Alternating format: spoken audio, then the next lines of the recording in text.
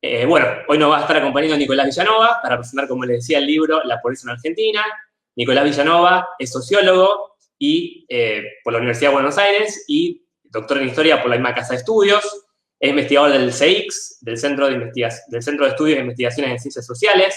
Es responsable del grupo de Estadísticas Sociales de ese centro de investigación.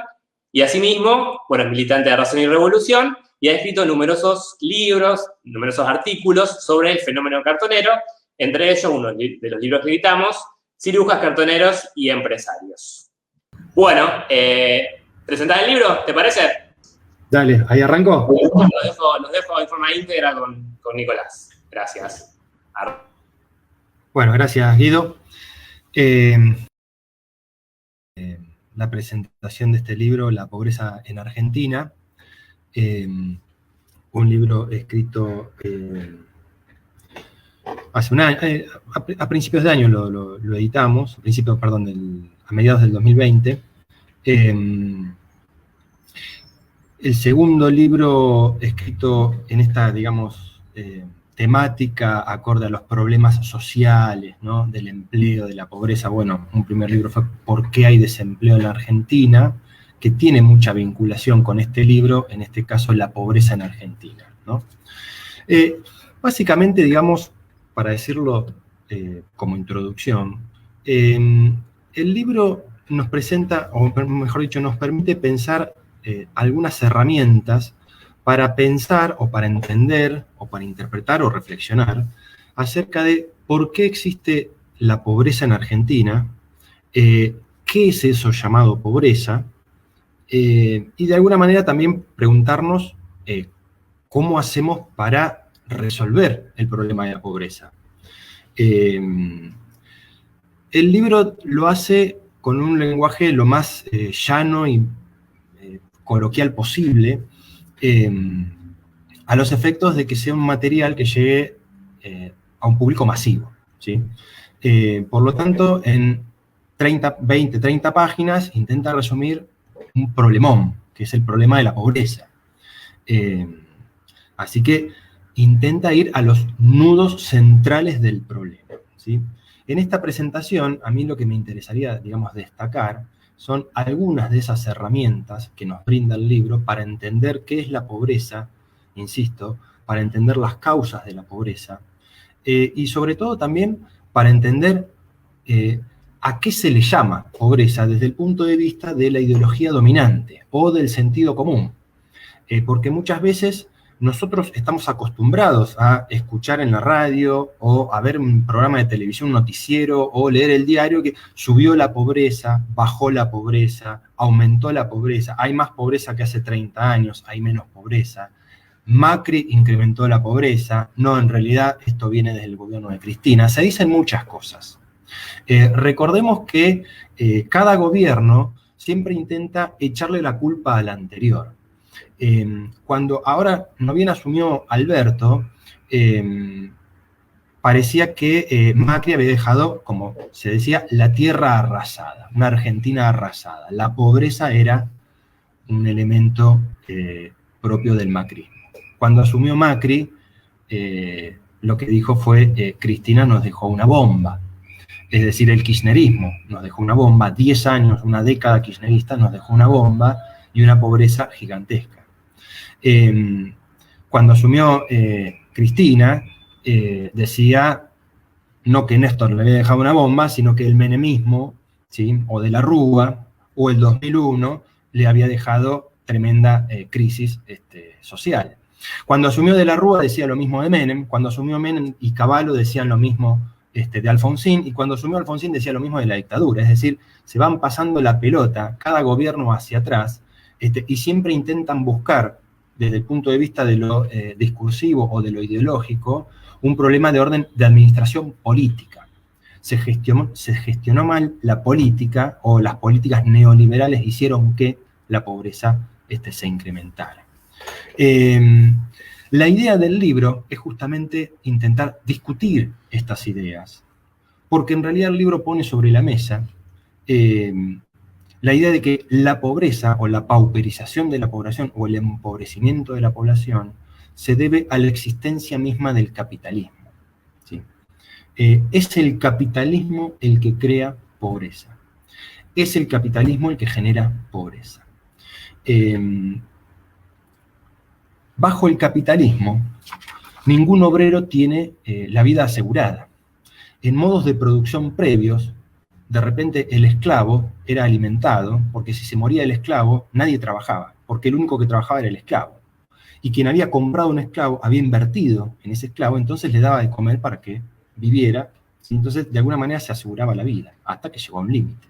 Bajo el feudalismo el campesino tenía su vida asegurada, bien que tenía que pagarle un impuesto al señor feudal y demás, pero tenía cierta vida asegurada en el sentido de que podía producir lo que implicaba alimentarse y demás, aunque en determinado momento esa sociedad tiene un límite. Bajo el capitalismo, el obrero no tiene la vida asegurada. Tiene que entrar permanentemente en relación con un burgués. Y tiene que entrar en una relación de explotación con ese burgués. Porque el obrero, en tanto obrero, no posee ni medios de producción ni medios de vida. Lo único que tiene es su propio cuerpo, su propia fuerza de trabajo, sus capacidades mentales y físicas para poder trabajar. De modo que, ¿qué le queda para poder sobrevivir o para poder vivir? Emplearse en un trabajo como asalariado, bajo una relación de explotación con un burgués o con otros burgueses, y de ese modo obtener un trabajo y una fuente de ingresos. Claro que ese trabajo nunca está asegurado. El burgués puede echarlo cuando se le antoje, bajo diferentes formas. Entonces, siempre estamos hablando de que el obrero, por ser obrero, de alguna manera siempre es un candidato a pobre, porque en cualquier momento puede quedar desocupado. Y ni hablemos que con las tendencias generales del capitalismo, en su desarrollo, en su aumento de la productividad del trabajo, por la vía de la mecanización de las tareas, de la incorporación de tecnología y demás, va dejando, digamos, en la calle una masa de la población desocupada. Es decir, va generando cada vez más desempleo. Razón por la cual el capitalismo como modo de producción cada vez asume mayores dificultades para absorber, para contener al conjunto de la población y para absorber al conjunto de la población. Esa masa de desocupados cada vez mayor, o vinculada al empleo precario, o que vive de subsidios, o de lo que fuera, una gigantesca masa de desempleo, también presiona hacia el obrero ocupado que recibe un salario y que el empresario que lo emplea que dice, bueno, a ver, yo te voy a reducir el salario, porque fíjate la cantidad de desocupados que hay en la calle. Es decir, la masa de desempleo presiona hacia el empeoramiento de las condiciones laborales de los obreros ocupados o hacia la caída salarial. Por lo tanto, ya sea como desocupado o como ocupado, el obrero se va empobreciendo con el tiempo. Y eso es un fenómeno propio del capitalismo. El libro nos permite pensar algunas discusiones, ¿no?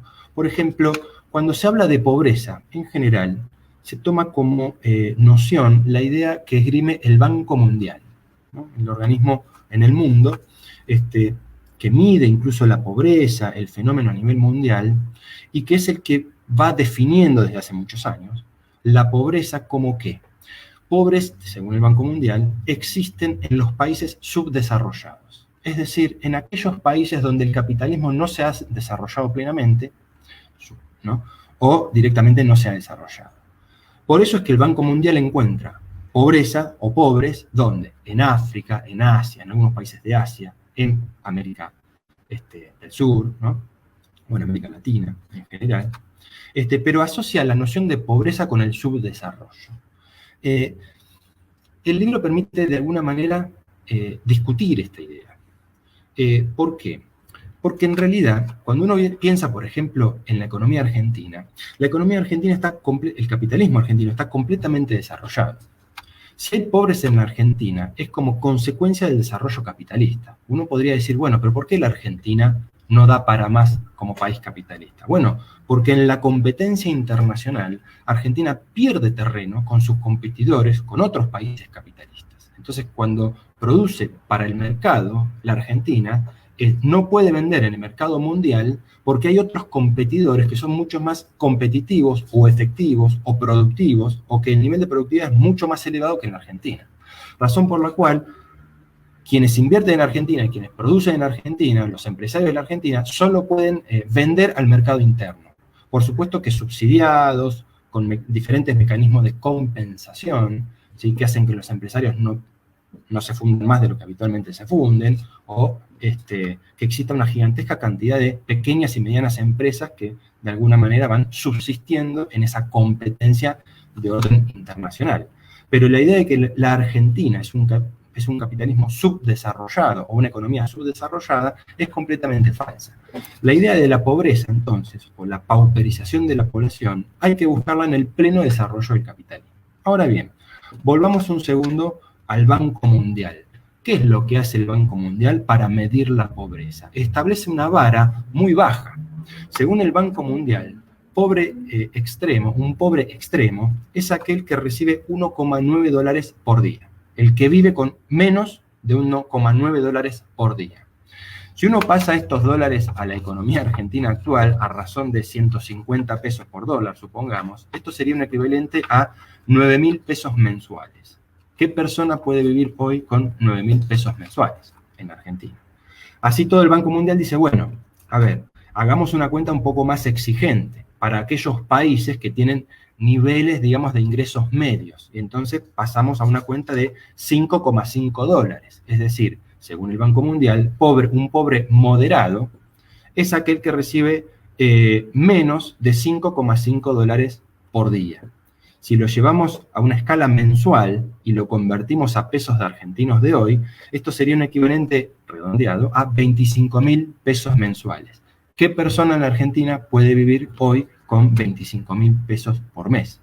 Absolutamente nadie. O mejor dicho, las condiciones en las cuales va a vivir son muy paupérrimas. Esta es la razón por la cual el Banco Mundial encuentra pobres en los países más miserables del África o en los países más empobrecidos de América Latina y, por ejemplo, no encuentra pobres en Estados Unidos. Ahora, la pregunta que uno puede hacerse es, ¿no hay pobreza en Estados Unidos? Bueno, según los mecanismos del Banco Mundial, la población que es pobre, extremadamente pobre, habría avanzado desde la década del 80 en casi un 30% y habría disminuido a un 10% en el 2015. Eso significa, claro, uno lo observa en términos relativos y dice, bueno, 10%, ¿cuántos son? En todo el mundo son 900 millones de personas, no es poco. Ahora, si uno toma el criterio del Banco Mundial de los 5,5 dólares por día, habrían pasado la pobreza en la década del 80, pobres moderados, de un 65% al 2015 a un 46%. Esto significa que la mitad de la población en todo el mundo entero, según estas mediciones del Banco Mundial, sería casi la mitad de la población sería pobre. En la Argentina, los mecanismos de medición son muy parecidos. ¿Por qué? Porque ¿qué mecanismos utiliza el Banco Mundial cuando establece los famosos 2 dólares por día? Toma los 15 países más pobres del mundo, mide la canasta de alimentos de los sectores más empobrecidos y con eso saca una cuenta del 1,9 dólar por día. En la Argentina el fenómeno es más o menos parecido. ¿Quién mide la pobreza en la Argentina? El INDEC. El INDEC, ¿qué es lo que hizo en la década del 80 y luego lo va actualizando año a año? Tomó a las dos poblaciones más empobrecidas de la sociedad argentina en el año 85, estimó qué consumían mensualmente en términos de alimentos, estimó cuánto pagaban de alquiler, cuánto pagaban de servicios públicos, etcétera, etcétera. Insisto, la población más pobre del país, y con eso construyó una canasta alimentaria y con eso construyó una canasta de servicios, ¿sí? Y de ese modo construye una canasta de pobreza y una línea de pobreza. Quien está por encima de esa línea no sería considerado pobre, quien obtiene ingresos por debajo de esa línea sería considerado pobre. Claro, para la Argentina de hoy, en 2021, una familia tipo de 4 personas, 2 adultos y 2 menores de edad, debieran ganar un ingreso superior a los 62.000 pesos para no ser considerados pobres, ¿sí? Si obtienen un ingreso por debajo de esos 62.000 pesos, serían considerados pobres. Con estos criterios se llegan a niveles actuales del 42% de pobreza. Está bien, uno podría decir, bueno, pero estamos en pandemia, hay crisis, está bien, pero hasta el año anterior a la pandemia, el porcentaje de pobreza en la Argentina era del 35 a 36%. Tampoco es muy bajo que digamos. Y hace más o menos 30 años que los niveles de pobreza no bajan del 30% en la Argentina. ¿Esto qué significa? Que la población argentina tiende a pauperizarse y a empobrecerse con el tiempo. Incluso con estas mediciones, que son mediciones que ponen la vara muy abajo. Si uno dijera, bueno, a ver, tomemos como una vara un nivel de vida más elevado, entonces la pobreza sería incluso mucho mayor. Con estos criterios, por ejemplo, los organismos de estadísticas oficiales, en el caso de la Argentina, el INDEC, se anima a decir que un docente que gana 50, 60 mil pesos y no sería pobre. ¿Sí? ¿Por qué? Y bueno, porque está en una línea, en un nivel de vida superior al nivel de pobreza. Y sin embargo, cuando uno empieza a hilar un poquito más fino, el conjunto de la clase obrera se va empobreciendo con el paso del tiempo. Y esto se puede medir a través de diferentes indicadores, ¿no? o datos, o estadísticas, o lo que fuera. No solamente con esa famosa línea de pobreza que, insisto, hace 30 o 40 años que no baja en promedio, ¿no? del 30% de la población argentina. Pero uno podría, por ejemplo, observar el empleo en negro. El empleo en negro se va incrementando con el paso del tiempo. En la década del 80, el empleo en negro en promedio no superaba el 22-25%. En la década de los 90, llegó al 30% promedio. Y en la década del 2000, en la década, digamos, kirchnerista y el periodo posterior, el empleo en negro supera el 35%. Hoy, en la Argentina actual, estamos hablando de que la cantidad de asalariados en negro, es decir, aquellos que no aportan a la jubilación, no tienen licencias, no trabajan bajo convenio colectivo, no tienen paritarias salariales. Esa población asalariada, obrera, se estima en casi 5 millones de personas, hoy en la actualidad. Y podríamos seguir con un conjunto de ejemplos, datos y estadísticas que hacen, por ejemplo, la problemática de vivienda. Hoy hay más de casi un 40% de población que vive, por ejemplo, sin un sistema cloacal. En el 2017, el gobierno nacional, en aquel entonces el macrismo, elaboró un relevamiento de asentamientos y villas en todo el país. Y encontró, por relevamientos hechos en todo el país, más o menos 4.000 asentamientos o villas, donde viven residen cerca de casi 4 millones de personas, estimativamente, donde más del 90% no tiene servicio de agua potable, no tiene servicio de cloaca, no tiene construcciones más o menos sólidas en su vivienda, en fin, que viven, por ejemplo, en zonas inundables o que viven muy cerca de basurales. Es decir, las condiciones de vivienda, las condiciones del hábitat, las condiciones de los servicios esenciales públicos son a un nivel paupérrimo, ¿sí? Estos fenómenos son los que van explicando, digamos, el empobrecimiento de la población más general. Uno podría pensar, bueno, pero solo observamos esta línea de pobreza, o mejor dicho, la única pobreza existente es esta pobreza, digamos, absoluta a través de esta línea, o estos niveles de pauperización tan grande de la población que vive en condiciones muy miserables, en viviendas muy precarias, o que trabaja en negro. Bueno, no, esto no solamente afecta a, por ejemplo, a los empleados en negro o a los desocupados, que hoy superan los 2 millones de personas en la Argentina, o a los que perciben planes de empleo. Esto también, la pobreza afecta también al asalariado registrado y en blanco. Desde hace unos años ya, incluso aquellos obreros registrados en blanco y que trabajan bajo convenio, también empiezan a encontrarse en una situación de pobreza, entre otras cosas porque el salario va cayendo con el tiempo. Desde la década del 70 a esta parte, no linealmente, sino tendencialmente, el salario del conjunto de los trabajadores va perdiendo peso, ¿sí? Cada vez alcanza para comprar menos productos, cada vez alcanza para comprar menos cosas. El salario va decayendo en términos reales, en términos de poder adquisitivo. puede que suba, puede que se incremente nominalmente, pero la inflación, es decir, el crecimiento generalizado, el aumento generalizado de los precios de todos los productos de la economía argentina, crece a un ritmo mayor, a un ritmo más acelerado que los salarios que nos pagan a los trabajadores. Por lo tanto, nos encontramos con una situación según la cual el obrero asalariado registrado en blanco también va empobreciéndose con el paso del tiempo. Nosotros como organización, por ejemplo, estuvimos, bueno, entre otros lugares, ¿no? Pero activando en lo que fue la toma en Guernica, y ahí nos encontrábamos en la misma toma con docentes que están en blanco y demás, que estaban tomando porque no tenían vivienda, o incluso hasta policías, ¿sí?, que recibían su sueldo en blanco y demás, y que por lo bajo que era, trabajaban allí.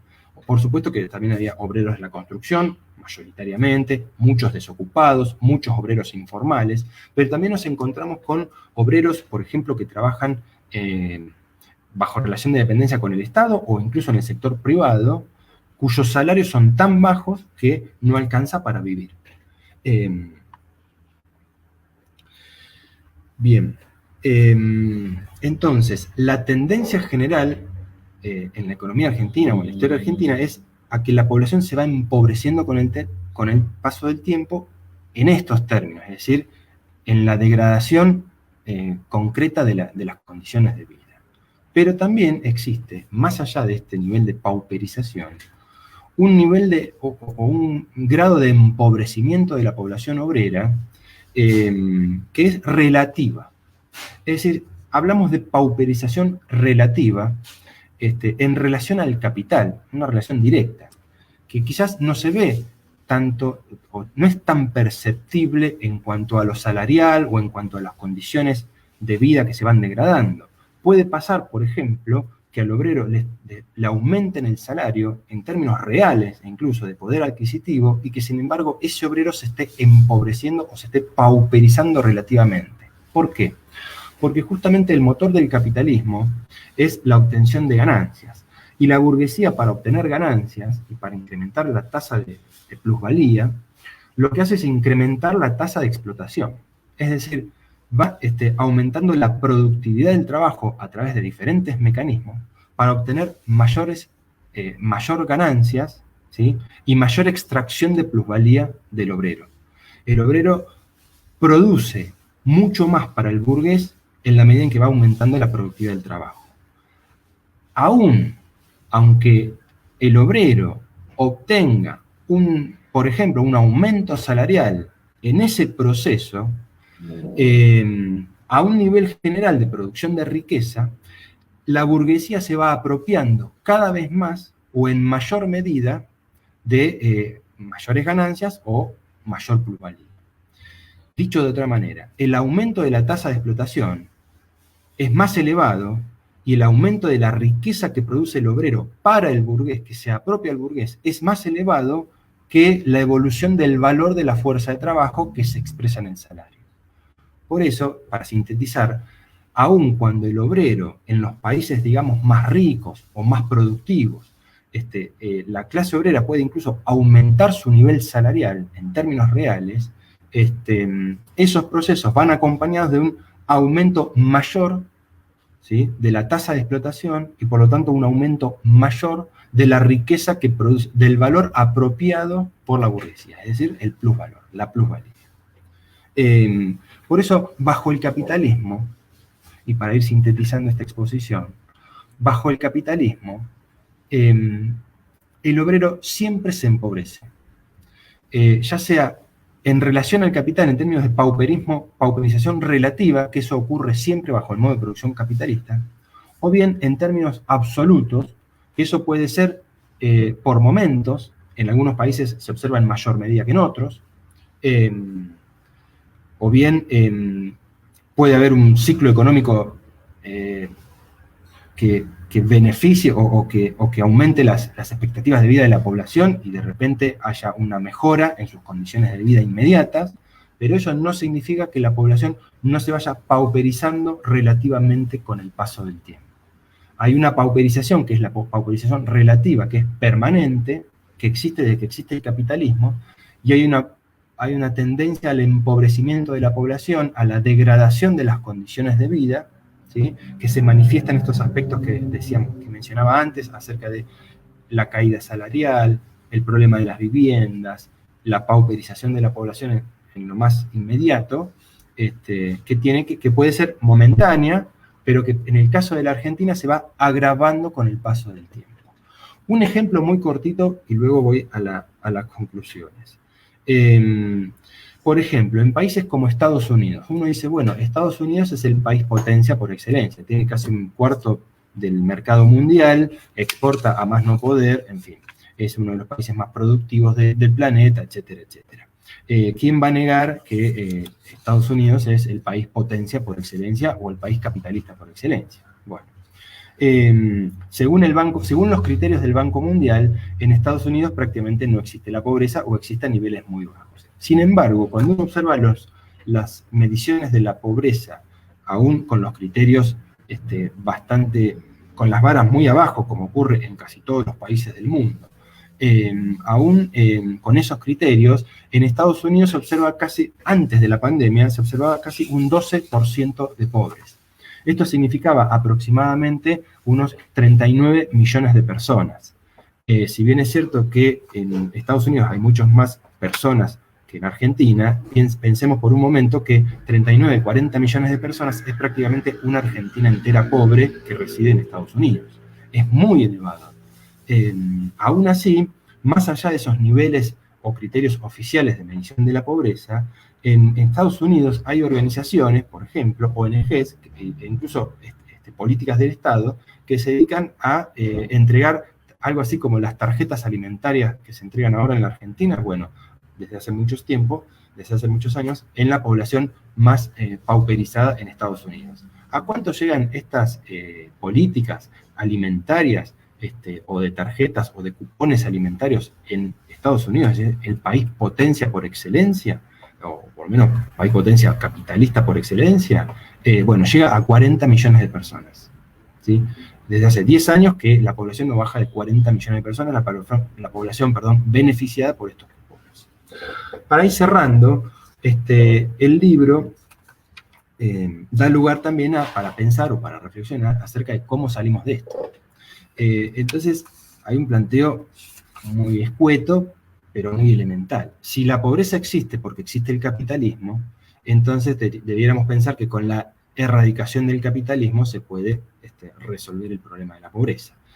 Desde nuestra perspectiva, como partido político, creemos que el socialismo es la sociedad que va realmente a resolver el problema de la pobreza. ¿Por qué? Porque bajo el socialismo dejan de existir las clases sociales, deja de existir la ganancia como motor del desarrollo o como motor del aumento de la productividad o como motor de la sociedad capitalista en general. Deja de existir la ganancia, dejan de existir las clases sociales, deja de existir la propiedad privada de los medios de producción, y por lo tanto dejará de existir también la pobreza, porque todos esos mecanismos, todas esas relaciones de explotación, las relaciones de la propiedad privada y la existencia de clases antagónicas es lo que va generando la pobreza bajo el modo de producción capitalista. En una sociedad donde no existe el capitalismo y donde los medios de producción sean sociales, y donde se garanticen realmente las necesidades sociales de la población, es decir, donde se garantice una vivienda para todo el mundo, donde se garantice alimentación para todo el mundo, y trabajo para todo el mundo y demás, entonces en esa sociedad dejará de existir la pobreza. Y uno podría decir, bueno, y en el mientras tanto, ¿qué hacemos? Obviamente, para llegar al socialismo hay que organizarse, hay que dar una batalla gigantesca, y en el mientras tanto, lo que podemos hacer es también organizarnos para reclamarle al Estado, para exigirle a los empresarios, ¿sí? Una serie de, digamos, una serie de reclamos que mejoren nuestras condiciones inmediatas. Por supuesto, una mejora salarial es pan hoy y hambre para mañana, porque mañana cambia el gobierno y la situación puede variar, o cambia la economía o cambia el viento hacia otro lado y el capitalismo vuelve a generar pobreza, miseria y demás. Por lo tanto, en el camino al socialismo, nosotros, por ejemplo, una de las planteos que proponemos es, por ejemplo, para los obreros desocupados, un subsidio único al desempleo. Un subsidio único a la familia desocupada que sea equivalente a 2 canastas de pobreza. Habitualmente, muchas veces nos encontramos con planteos desde la izquierda trotskista que ¿qué dicen? Salario igual a la canasta familiar, que es lo mismo que decir salario igual a la canasta de pobreza, porque desde el punto de vista de las mediciones del INDEC son asemejables. Pero nosotros no queremos un salario igual a la pobreza. Al contrario, nosotros queremos dejar de ser pobres. Y en ese sentido debemos reclamar mucho más que un salario equivalente a una canasta. Entonces nosotros proponemos para el obrero ocupado, un salario individual, un salario inicial equivalente a 2 canastas de pobreza. Y para el obrero desocupado, obviamente, planteamos la necesidad de, por ejemplo, un plan de vivienda, pero también trabajo para los desocupados, bajo convenio, en registrados y demás. Pero en el mientras tanto, mientras se encuentra en una situación de desocupado o de desempleo, lo que proponemos es un subsidio único a la familia desocupada equivalente a 2 canastas de pobreza. Pensemos que hoy, por ejemplo, los planes potenciar trabajo se pagan a la mitad de lo que es el salario mínimo vital y móvil. Que hoy el salario mínimo se encuentra más o menos en 22.000, 23.000 pesos, por lo tanto, un plan potenciar trabajo, que son con contraprestación laboral para los desocupados, están ganando aproximadamente 11.000 pesos. Bueno, el libro nos permite pensar, reflexionar en esto, y por supuesto también nos permite, por ejemplo, a nosotros quienes somos docentes, trabajar con estos textos en clase, para el público masivo, entender un poco más de qué se trata la pobreza, por qué no nos tenemos que acostumbrar a esto, por qué tenemos que salir a batallar contra esta tendencia, y por qué la única solución posible al problema de la pobreza es justamente eliminando aquello que la provoca o aquello que la genera, a saber, eliminando el capitalismo y creando una nueva sociedad que sea igualitaria, a saber, el socialismo. Bueno, con esto cierro esta primera exposición, y bueno, Guido, daremos lugar a preguntas, dudas. Bueno, ahí estamos. Gracias por la exposición, Nico. Bueno, ahora vamos a abrir a preguntas, interrogantes, dudas, que nos quieran, sugerencias, que nos quieran plantear la audiencia. Acá ya han dejado algunas, ahora vamos a empezar a trabajarlas. Antes que todo, les muestro el librito, que no lo había hecho antes. La biblioteca de la UNI se compone de 17 títulos hasta ahora, y en forma constante se van sacando nuevos, y lo que se busca es tocar temáticas de la realidad nacional o internacional, o de la historia de todas las esferas, económica, política, social, cuestiones que sean de interés y problemáticas, pues, particularmente la realidad nacional, la realidad argentina. Bien, y se hace de forma sintética para que sea accesible a todos, tanto un docente como un albañil, digamos, sin menospreciar a nadie. Sabemos que el tiempo apremia, que bueno, que las circunstancias de cada uno son diferentes, así que bueno, la idea es que estos libros lo puedan leer todos, bien. Es muy breve, son 32 páginas, la mayoría, así que bueno, está buenísimo. Y bueno, vamos a arrancar con el tema de las preguntas. Acá, en primer lugar, José Manuel, la voy a mostrar en pantalla, José Manuel Anile, hizo este comentario. Yo sinceramente no... Fue al inicio de tu exposición, Nico. Ninguno de los 3 sistemas mencionados son buenos y querer comparar sistemas de explotación es un error. Honestamente no, lo voy a dejar, no entiendo bien a qué se refiere. No sé si vos captás de dónde puede venir esa pregunta, si no invito al caballero a José Manuel Anile, que aclare. Ahí agrego algo. Bueno, va a ser un poquito polémico, pero bienvenido al debate. Aquí más abajo, José Manuel plantea: Nicolás, ¿qué país socialista logró no tener pobres según tu opinión? Bien, arrancamos con todos los cartuchos. ¿Qué respuesta te parece que merece? Feudalismo, esclavitud y otros. Bueno. Bueno, a ver, para responder, digamos, rápidamente, una cosa es la Cuba antes de la Revolución y una cosa es la Cuba después de la Revolución. Más allá de los problemas que tuvo la Revolución Cubana y el proceso posterior, más allá del bloqueo que tuvo y más allá de todas las contradicciones de ese proceso que incluso ya en los años 90, a principios de los años 90, Cuba se empieza a abrir y todo este proceso que empezamos a conocer ahora ya venía desde mucho antes. Pero digo, ahí la población venía de una gigantesca miseria.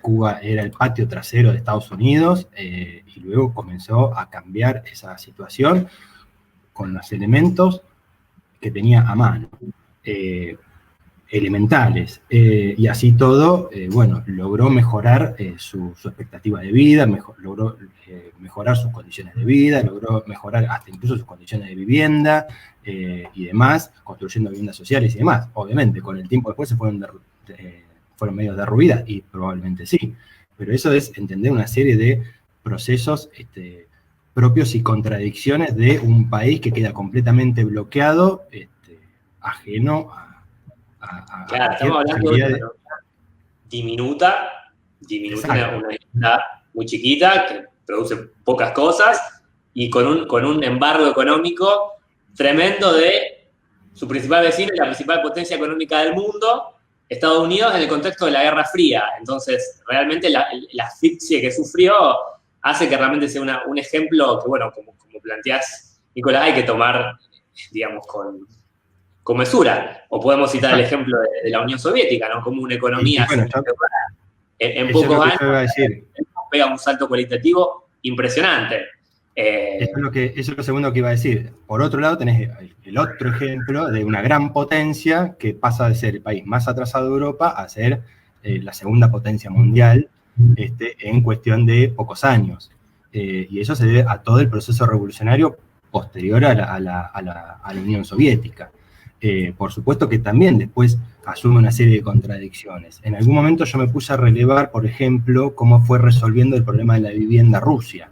En la década de 50 y 60, Rusia produjo viviendas para entre 54 y 60 millones de personas en cuestión de 5 años, 10 años. Es decir, la potencialidad que tiene un proceso revolucionario, aún con todas las contradicciones en Rusia, pero que en poco tiempo resuelve un conjunto de problemas, bueno, no lo ha hecho el capitalismo en 200 años. Por lo tanto, obviamente, uno dice, bueno, ¿qué país? Bueno, a ver, pensemos en los problemas que van surgiendo o los problemas que se van agudizando en este modo de producción y veamos cómo resolverlos en otro tipo de sociedad. Eso no significa que tenemos que hacer lo mismo que Cuba, tenemos que hacer lo mismo que Rusia. A ver, tenemos que pensar en la Argentina. ¿Cómo hacemos para esto?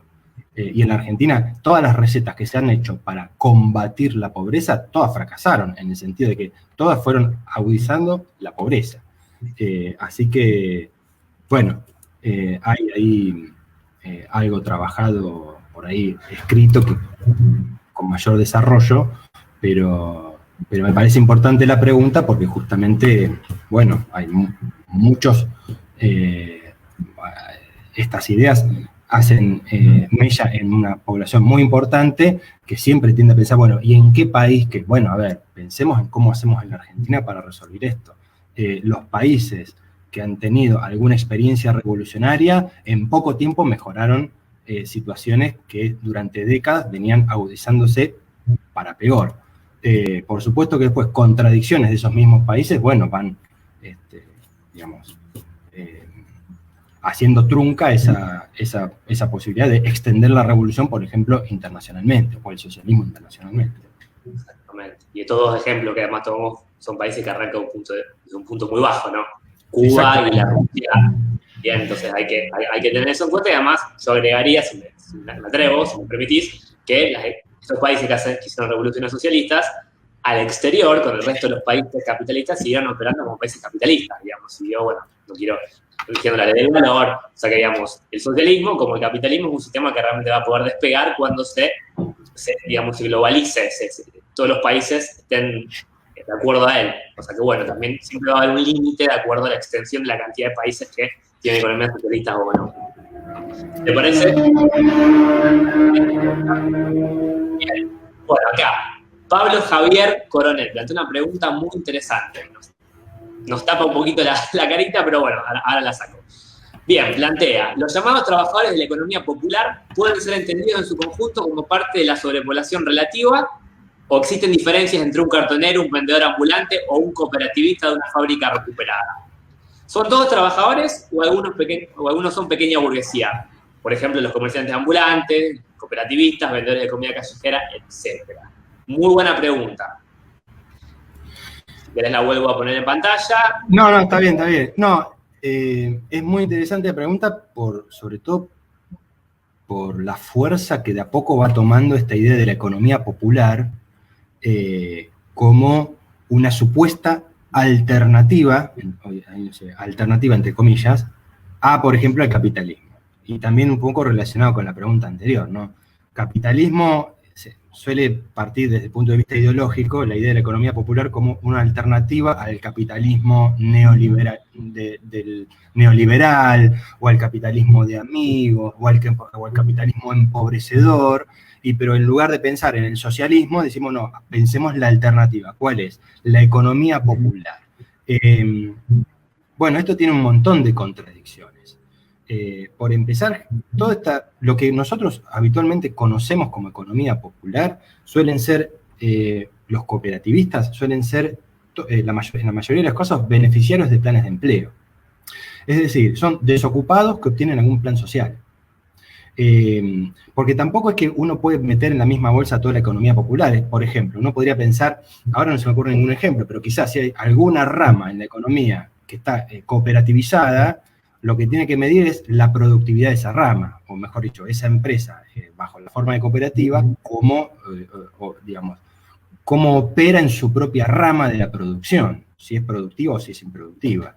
Pero lo que nosotros habitualmente entendemos o vemos en la actualidad sobre todo, y cómo va creciendo como economía popular, es en buena medida todo ese mundo de lo que llamamos la sobrepoblación relativa, que básicamente son desocupados.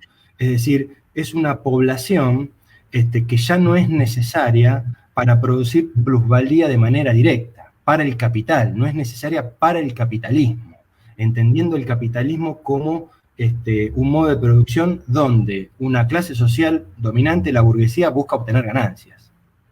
La necesidad de la burguesía es obtener ganancias, no le importa dar empleo. Lo que le importa acá la audiencia, sobrepoblación relativa o población sobrante son dos términos que se pueden usar de forma distinta, y como acá aclara, es población sobrante para el capital, no es que la gente sobra, nadie sobra. Exacto. Pero bueno, es gente que el capital no necesita para reproducirse, ¿no? Exactamente. Exactamente. Está muy bien el aporte, porque no es sobrepoblación absoluta. No es población que sobra en términos absolutos, ¿sí? Es población relativa al capital. El capitalismo no crea los puestos de empleo suficientes para absorber al conjunto de la población, porque por la vía del aumento de la productividad del trabajo va generando cada vez menos empleo, ¿sí? Entonces, aumenta la tasa de explotación en la cantidad de empleo que tiene, y eso tiende a generar desempleo.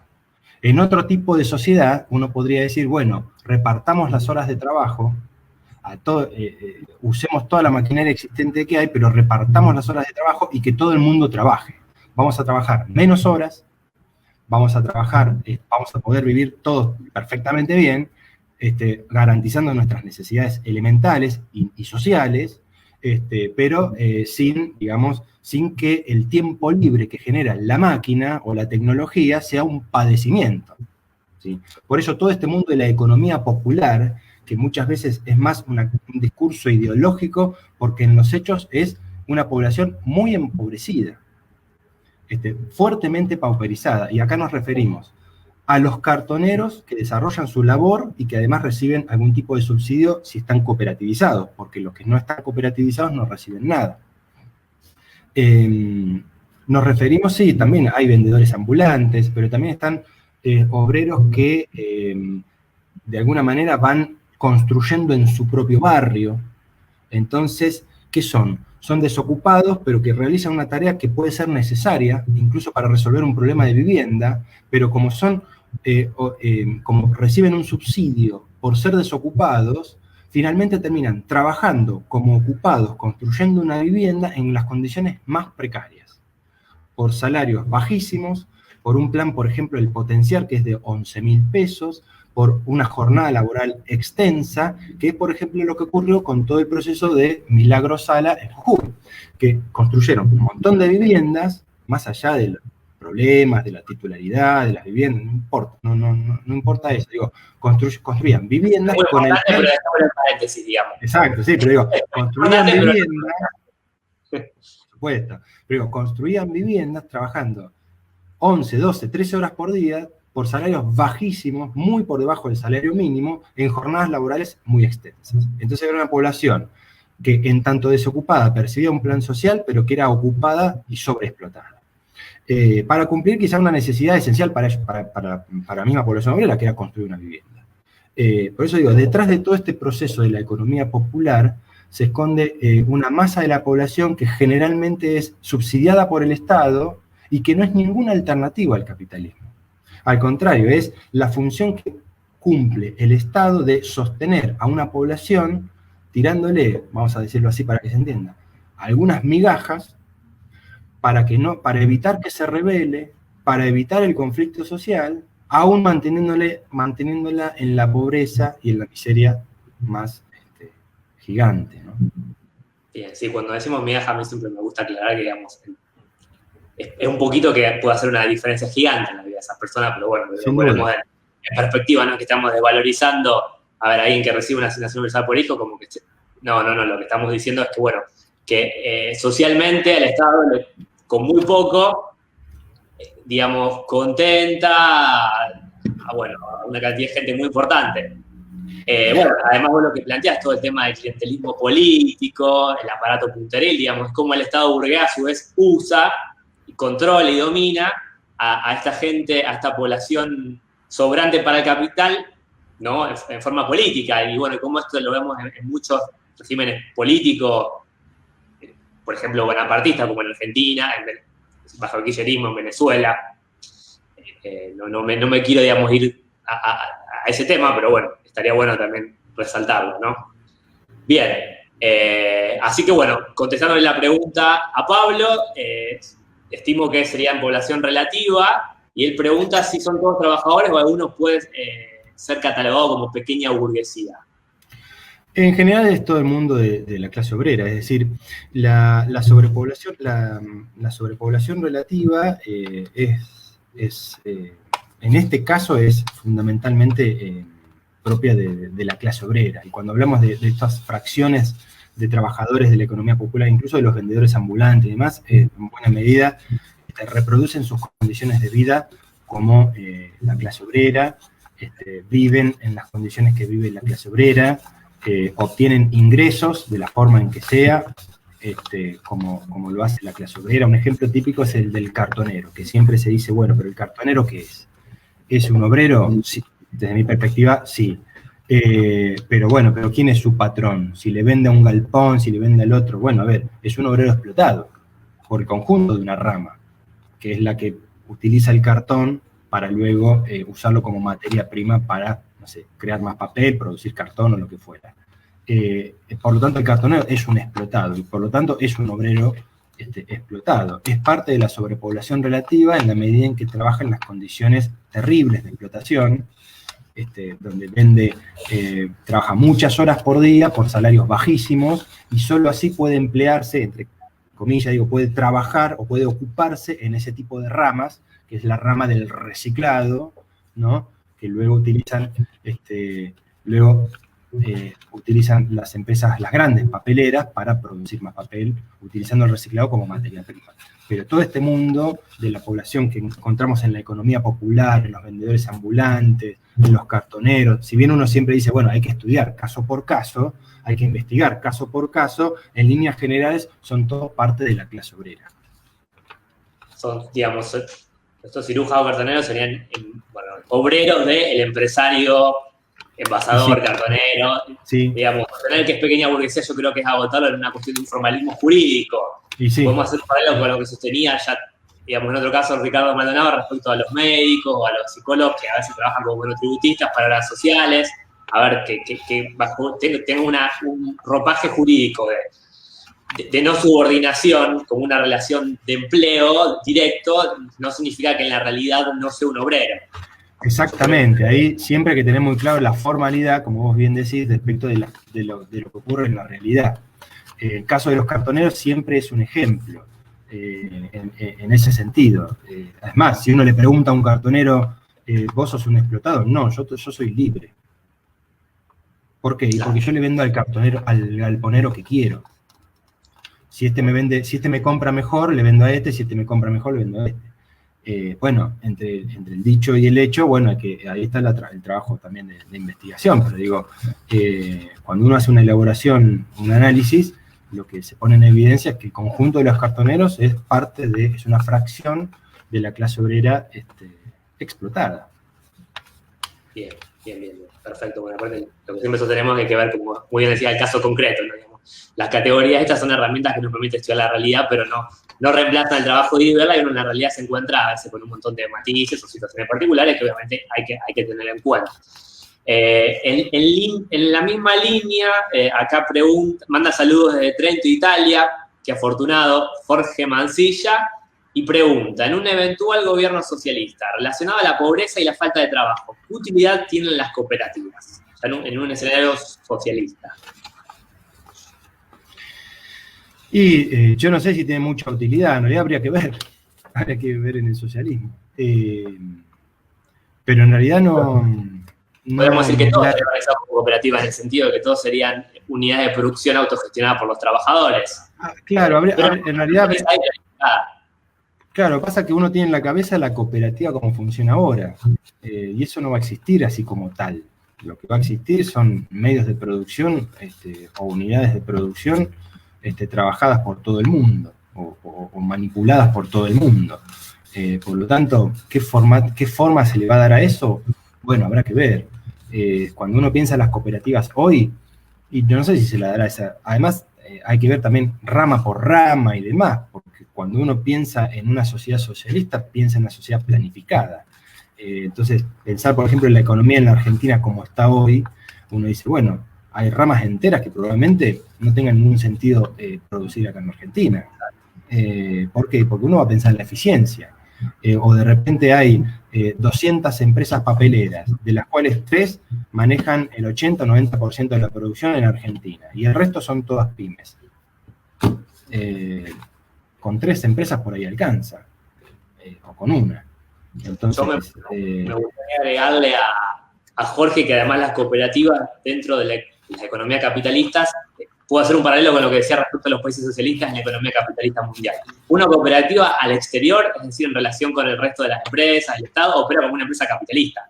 Es a su interior que las relaciones entre los cooperados es distinta, digamos, a la relación que había en una empresa. Pero bueno, tenemos esto, ¿no?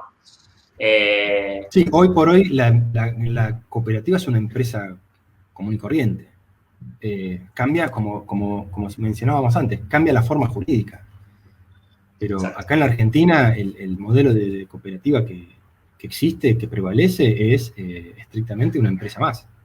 Lo que pasa es que en la cuestión formal aparece la idea de socio en lugar de asalariado, y con eso la cooperativa, en tanto empresa, elude, por ejemplo, ciertos derechos, como que rigen para cualquier trabajador en relación de dependencia, supongamos en el sector privado. Entonces la cooperativa es una forma de precarizar el empleo. Por eso digo, tenemos como esa idea de cooperativa, bajo el socialismo, uno habrá que ver. Exacto, perfecto. Bueno, tenemos 2 preguntitas más acá de Lean Ari. Bien, a ver, la pongo aquí. ¿Por qué estos temas fundamentales como la vivienda, salud, proponer una solución a los temas de la pobreza u otras temáticas fundamentales para las mayorías no son agenda de la izquierda electoral o de los movimientos sociales? Buena pregunta. Porque ¿Cómo, perdón? Porque estas cuestiones vinculadas con la pobreza, vivienda, salud, la persona esta considera que no están en la agenda de la izquierda electoral o de los movimientos sociales. Bueno, en algunos aspectos por ahí de la vivienda, que yo ahora estoy relevando y demás, por ahí se encuentran en la agenda. No sé bien a qué se refiere. El problema es que no son aspectos, no son, digamos, propuestas. Perdón que te interrumpa, quizás acá hay la misma persona hace esta acotación y puede ser clarificador de la pregunta anterior. Si lo es, por ejemplo, seguir solicitando planes sociales como solución momentánea y la situación de la pobreza de forma reiterada. ¿Hay otras propuestas superadoras de esto? Yo creo que el espíritu de lo que está queriendo decir Leandro, si me equivoco, te invito a que me corrijas, Leandro, es que, digamos, la izquierda se buscan parches y no soluciones estructurales. Me parece que eso es a lo que apunta. Sí. Claro. Y sí, efectivamente, digamos, cuando uno hace un balance de la izquierda, sobre todo la izquierda trotskista, que se ha convertido en algo muy electoralero, empieza a ver que algunas de las propuestas que plantea de repente no difieren demasiado de otros sectores por ahí del peronismo. O de repente, cuando en su momento se hablaba del 82% móvil y demás, uno dice, bueno, pero eso hasta el mismo Sergio Massa lo planteaba. Sin embargo, hoy pensar en el 82% móvil es, y no sé si anacrónico, en el sentido de hoy, con los ingresos, con los salarios que se pagan, un 82% móvil, por supuesto que puede ser mejor que lo que actualmente se paga, pero efectivamente eso resuelve el problema de la pobreza. Entonces a veces nos quedamos, o la izquierda se queda con consignas históricas que ya no tienen ningún sentido. Por ejemplo, la del 82% móvil. En realidad habría que pensar una recomposición histórica de las jubilaciones, que en determinado momento eran más elevadas y que tendencialmente van cayendo. Hoy pensar en un obrero asalariado en blanco, que cobra un salario al nivel de la pobreza, en un 82% móvil, ¿qué sentido tiene? Seguiría siendo pobre. Yendo a los problemas, por ejemplo, de la vivienda como proyecto, efectivamente, no se plantean de repente propuestas superadoras, porque se está pensando más en cómo obtener una banca en el Congreso a resolver los problemas reales del conjunto de la clase obrera. Nosotros hace poco lanzamos, por ejemplo, un petitorio para firmar sobre el problema de la vivienda. El problema de la vivienda afecta a la mitad de la población argentina, si no más. Ya sea porque vive en las peores condiciones que se les ocurra, o porque de repente alquila y el alquiler es un problema, o porque vive en zonas inundables, porque es más barato alquilar ahí, o porque vive en asentamientos muy precarios, ¿sí? O sencillamente porque se le derrumba la casa porque no tiene plata para arreglar las paredes. O vive cerca de los basurales, como la zona de José León Suárez. Entonces nosotros pensábamos en decir, bueno, a ver, ¿qué hay que hacer para resolver el problema de la vivienda? Por empezar, ver dónde hay tierras. Y en la Argentina hay tierras disponibles. Pero, por ejemplo, tenemos el caso de Campo de Mayo, 5.000 hectáreas que están en manos de los militares para hacer entrenamiento sin ningún sentido. Con usar la mitad de ese predio, con 2.500 hectáreas, se podría resolver el problema para 1 millón de personas, para 1 millón de obreros, que no sería la resolución total del problema de la vivienda, pero bien que podría avanzar sustantivamente. Ahora, ¿qué es lo que hace el gobierno en general? Va de a poquito, lanza créditos, como actualmente es el gobierno de Alberto Fernández, créditos para comprar viviendas a 40 años, que alcanzan para viviendas muy modestas, pero saca ¿cuántos? 2.000 créditos, no alcanza para nada. O soluciones habitacionales, arregla un baño y después vemos. Y la izquierda no está pensando en cómo proyectar una resolución al problema de la vivienda en general, porque no está, por ejemplo, buscando dónde hay terrenos, qué hacer, cómo construir, etcétera, etcétera. Entonces, esa es una tarea pendiente, digamos, del conjunto de la izquierda para empezar a buscar problemas reales, a resolver problemas reales y concretos, ¿sí? Lo que vemos nosotros, lo que observamos nosotros, es que la izquierda trotskista está más preocupada por cómo consigue los votos que para conseguir una banca en el Congreso, que realmente hablar del socialismo, explicar qué significa el socialismo, cómo llegar al socialismo, y que en el mientras tanto, cómo hacer para tener propuestas de envergadura, superadoras, que al menos permitan resolverle el problema a buena parte de la población. Tal cual, sí. Sí, no solo la deriva esta electoralista y reformista que tienen, que ya se han olvidado completamente digamos, la verdadera cuestión superadora que es el socialismo, sino que dentro del ámbito del capitalismo tampoco plantean cuestiones realmente estructurales, digamos, no son más que gestores, digamos, un poquito de la situación que está ahora, y bueno, no se toman los problemas con seriedad, ¿no? Exactamente, sí. Acá agrega Lu Otero, comentario, le falta marxismo a la izquierda hoy. Tal cual. Bueno, mira, si querés vamos cerrando, Nico, que ya vamos por la hora 10 y nuestra idea es mantener esto exacto, dice acá Lean. Bueno, se está armando un buen ida y vuelta acá en el chat. Nuestra idea es hacer estos encuentros no muy extensos, porque tal como la propuesta en formato papel que hacemos de los libros, la idea es que sea asequible a todo el mundo. Me gustaría para cerrar hacerte una última pregunta, porque bueno, yo debato mucho con gente que es lejana al marxismo, y bueno, siempre cuando hablamos de estos temas me planteo, bueno, como vos ya lo cubriste, ¿por qué en Estados Unidos no hay pobreza y el país más capitalista del mundo?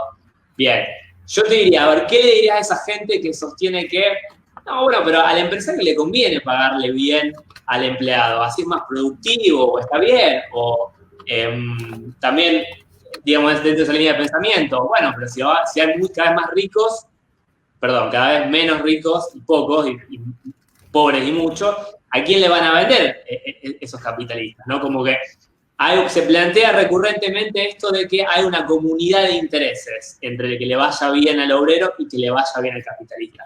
¿Vos qué le retrucarías, qué le dirías a alguien que te sostiene este discurso? Y en primer lugar, eso, digamos, no es así, en el sentido de que la burguesía, el motor lo que busca el empresario es obtener ganancias. Obviamente, uno podría decir, bueno, a ver, pero si le pagamos más, vemos la forma de que consuman más y de ese modo podemos vender más. Y sí, pero también el Estado, también, por ejemplo, los empresarios buscan que el Estado se haga cargo de ciertas cosas. Entonces van tirando la pelota hacia adelante. Es una contradicción muy grande, propia del capitalismo, porque la tendencia general es justamente esa, el empobrecimiento de la población, más allá de de las pretensiones que tengan los empresarios como individuos. La propia burguesía como clase social va generando este empobrecimiento por las propias necesidades y no por las propias necesidades de clase, de obtener mayores ganancias y de mejorar en la competitividad contra otros competidores. Y eso es lo que va generando la pauperización o el empobrecimiento de la población. Son contradicciones propias del desarrollo capitalista, son leyes que operan en el modo de producción capitalista y que van generando esto, van generando que la población sea cada vez más pobre. Y esto no ocurre solamente en la Argentina, esto es un fenómeno mundial. Uno puede decir, bueno, quizás haya un país que le va un poco mejor, pero le va mejor a costa de otro, porque aquel que produce y gana un mercado significa que otro lo está perdiendo. Entonces, cuando uno piensa a nivel del modo de producción capitalista o del capitalismo en general, bueno, uno va viendo que la tendencia es al empobrecimiento, la tendencia en general es al desempleo. Aun cuando a uno le puede ir bien, a otro le estará yendo mal, ¿sí? Porque en la competencia justamente uno está derrotando a otro. Tiene que ver con cómo la propia dinámica capitalista va generando el empobrecimiento, el desempleo, y las condiciones objetivas para crear otro tipo de sociedad. Las limitaciones que va imponiendo van creando las condiciones objetivas para crear otra sociedad. Bien, bueno, esa es un poquito la propuesta nuestra, ¿no? Conocer la realidad para poder transformarla. Bien, para todos los interesados en continuar debatiendo estos temas y encontrar realmente una solución verdadera, que sería el socialismo, pero bueno, aún dentro del capitalismo, hacer propuestas que avancen, que muevan la bocha. Bueno, quedan todos invitados a acercarse a los distintos espacios de la Razón y Revolución. En particular, Nicolás, bueno, vos habías mencionado lo que es el MPT, que es el Movimiento Proletario Territorial, que es nuestro frente vinculado a la clase obrera desocupada. Bueno, después tenemos la Conti Santoro, Frente Docente, Agollo Flores, Frente de Trabajadores, y Bandera Roja, Frente Estudiantil. Son también trabajadores. Así que bueno, si no tenés más nada que agregar, Nico, vamos cerrando aquí. Les agradezco a todos habernos acompañado hasta ahora, su presencia, su participación, sus preguntas. Les recuerdo que vamos a tener el próximo encuentro dentro de 2 semanas, el sábado 19 de junio. Vamos a estar tratando la reforma universitaria de Jonathan Bastida Bellot. Y 2 semanas luego, el sábado 3 de julio, vamos a estar tocando la degradación educativa escrito por Romina de Luca. Así que bueno, librazo, buenísimo a los dos. Te mando un abrazo, Nico, les mando un saludo a todos los espectadores y buen resto de fin de semana. Chau, chau. Un abrazo.